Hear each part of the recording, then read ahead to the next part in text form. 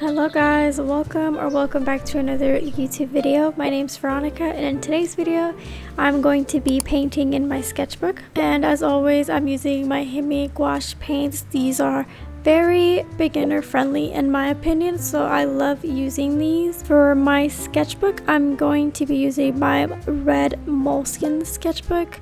I love this sketchbook and I've been using her a lot lately, so my plan for this sketchbook session was to stick to a really simple color palette. So I went on Pinterest and found this beautiful color palette. I had watched a YouTube video and an artist was explaining how when you choose a more simple color palette, it can make it easier when starting a painting. That way you're not so overwhelmed with all the choice of color. So I wanted to give it a try and pick a simple color palette to do today's painting session.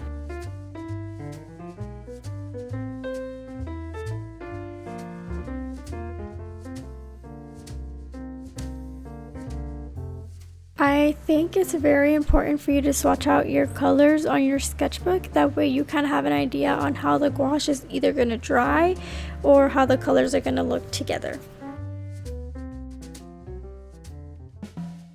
I had watched another YouTube video where an artist was showing how to use gouache painting with this wet on wet technique.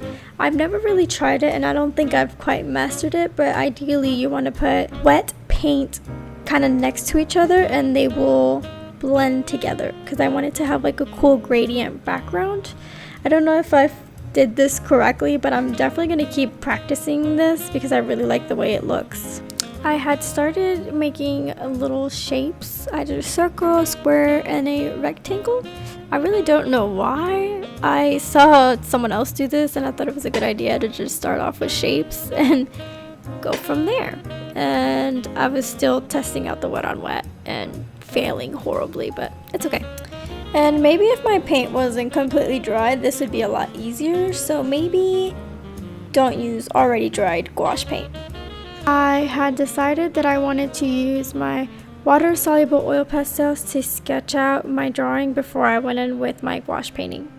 In order to stick to the same color palette, I chose like this red color from my water-soluble oil pastels to sketch out some plants that are in my apartment. I didn't really know what to draw, so I was like, what do I see? My plants. So that's what I drew.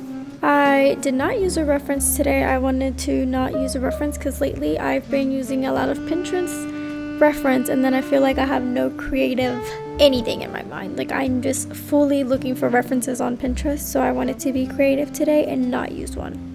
I actually, for the process, I had no plan. I just started painting what I was visually seeing in my corner with my plants. I did stick to the minimal color palette, which was kind of tricky at first, but then once I got the hang of it, it was pretty easy, and I actually really liked the colors together. So this is your reminder to just try using a simple color palette. And also, you don't need expensive supplies or expensive paints. You can use whatever you have in your home already. Lately I've been in my not being an overconsumer era. I don't know if I would consider myself to ever be a super crazy consumer person, but lately I don't want to overconsume. I want to use what I have, and this includes my art supplies. So because let's be real, I feel like as the whole society we do overconsume on a daily, and it can be kind of hard. But I don't know if I'm just like my mind is being woke, but I like genuinely don't want to be an overconsumer all the time. Like I just need to remind myself that I have things in my house that I need to use, that I don't always need to get the newest hair product, the newest skincare product, the newest whatever. I need to be content with what I have. So I've been telling myself that lately with my day-to-day and my art as well. So it's honestly like almost 3 o'clock in the morning.